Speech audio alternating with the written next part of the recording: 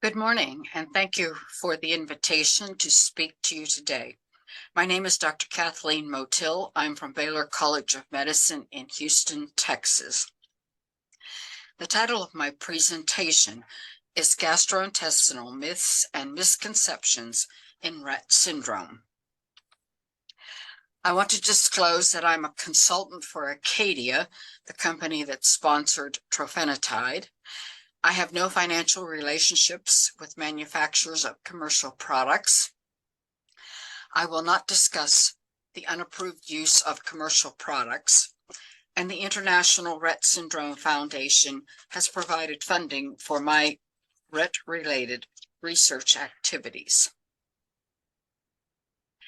The objectives of my talk are: 1, to highlight the clinical features of two common gastrointestinal problems in Rett: feeding difficulty and constipation, and the second, to describe treatment approaches to feeding difficulty and constipation. Parents often have misconceptions about feeding problems and bowel habits in their children with Rett. My daughter has a great appetite. She eats all the time, but she doesn't gain weight. My daughter won't go to the bathroom unless I give her something to make her go. I don't want her to become addicted. These are often two common concerns that I hear about the girls with Rett syndrome. It's important to know that gastrointestinal symptoms complicate the clinical course and quality of life of individuals with Rett throughout the Rett lifespan. Gastrointestinal problems pose substantial medical burdens for the caregivers of individuals with Rett, and the gastrointestinal manifestations may be more debilitating than the underlying neurological features of Rett. Parents often say, "My daughter has a good appetite. She eats a lot." However, girls with Rett syndrome have feeding difficulty. Girls with Rett have a prolonged feeding time, taking approximately 30 to 60 minutes to finish a meal. They have decreased oral efficiency due to chewing and swallowing dysfunction. Oral dysfunction leads to decreased dietary and energy and nutrient intakes. And decreased dietary intake leads to poor weight gain. We can evaluate feeding difficulty by a visual feeding study. We ask about coughing or choking when drinking fluids or eating food, and we ask about increased drooling, both of which indicate difficulty swallowing. We can evaluate feeding difficulty with the swallow function study, which is a radiographic study shown here in this slide. We will evaluate poor jaw movement, poor tongue lateralization, poor food propulsion, pulling of fluids or food in the throat, delayed initiation of the swallow reflex, or laryngeal penetration and tracheal aspiration of fluids and food. Therapy to improve oral feeding skills is limited. We focus on postural alignment, oral desensitization, jaw stabilization, and tongue organization. No loss of function is good progress. We can thicken liquids to facilitate swallowing. We use finely chopped or pureed foods to facilitate chewing. Appetite stimulants are generally not useful.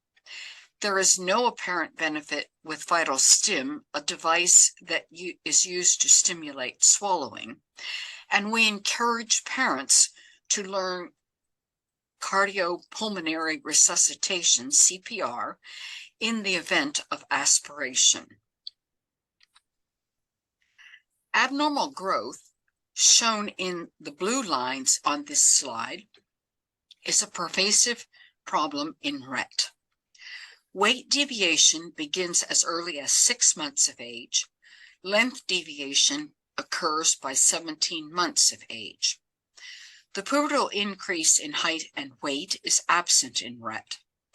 Poor growth is associated with greater developmental delay and higher disease severity. The growth abnormalities are due in part to poor nutrition. The body mass index, or the BMI, is the standard method to assess nutritional status in Rett syndrome. Body mass index is the ratio of weight to height or length. The BMI for prepubertal Rett girls, when normal, is between the 25th and 50th percentile. And for the postpubertal Rett girls, normal is between the 5th and 25th percentile. We consider alternative feeding methods if the BMI is less than the 5th percentile or off the graph as shown in this particular slide. Energy imbalance accounts in part for growth abnormalities in Rett. Dietary energy consumption is approximately 30% lower in Rett than in unaffected girls. Total daily energy expenditure and sleeping metabolic rates are approximately 15% lower in Rett than in unaffected individuals.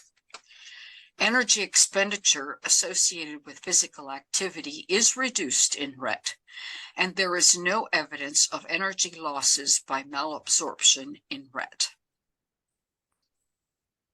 Treatment approaches to feeding difficulty include oral supplements of blenderized food and formulas or gastrostomy button placement. Dietary energy needs for catch-up growth are approximately 130 to 140% of the resting metabolic rate.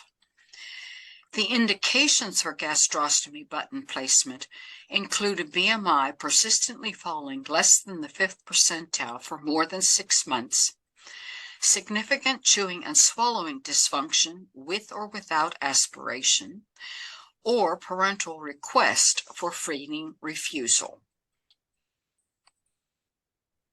Constipation is defined as difficult defecation with straining during stool elimination. Bowel movements are usually less than 2 times per week, and stool consistency is hard, small pebbles, or large ball size. Blood may be seen on the stool. The cause of constipation is probably multifactorial and includes abnormal nerve muscle function and dysbiosis of the gut microbiome. Complications of constipation include anal fissures and fecal impactions. Adverse outcomes of constipation include abdominal pain, feeding refusal, urinary tract infections, and increased frequency of seizures. This slide illustrates the differences in intestinal neurotransmitters in the enteric nervous system in Rett syndrome.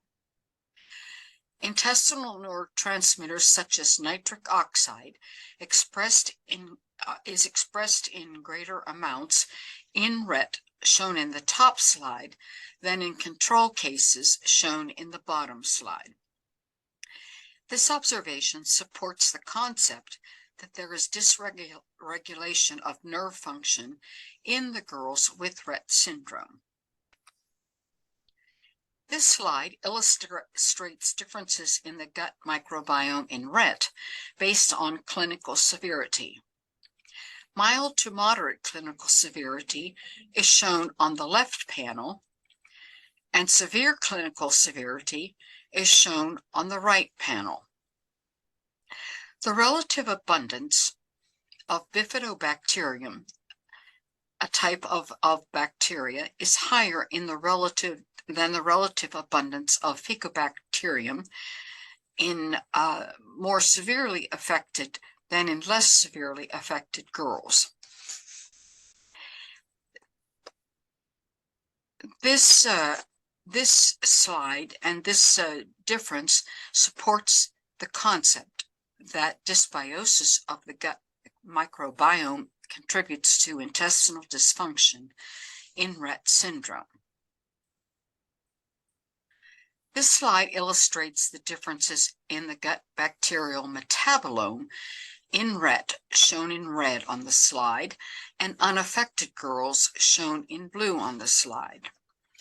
The fecal concentration of two neurotransmitters, gamma-aminobutyric acid and glutamate, are lower in Rett than in unaffected girls.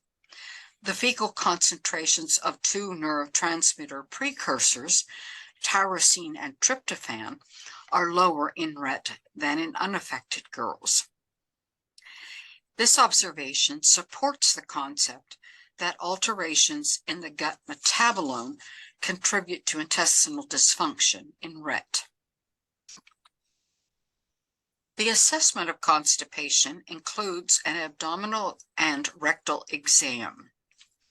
We may obtain an abdominal X-ray to look for large amounts of impacted stool in the rectal vault, shown here in this slide.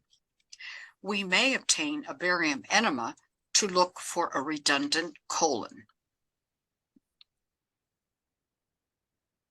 Parents often say, "I want something natural to treat constipation," but natural options usually are not enough in Rett syndrome. Dietary fiber in fruits, vegetables, and cereals may be helpful. Fruits that contain sorbitol, such as prunes or pears, may also be helpful. Prebiotics, such as psyllium or flaxseed, may be helpful. Probiotics that contain Lactobacillus rhamnosus, Lactobacillus reuteri, or Bifidobacterium may be helpful. But parents need to beware of herbals that contain licorice, because licorice may aggravate the prolonged QTC abnormality in Rett syndrome.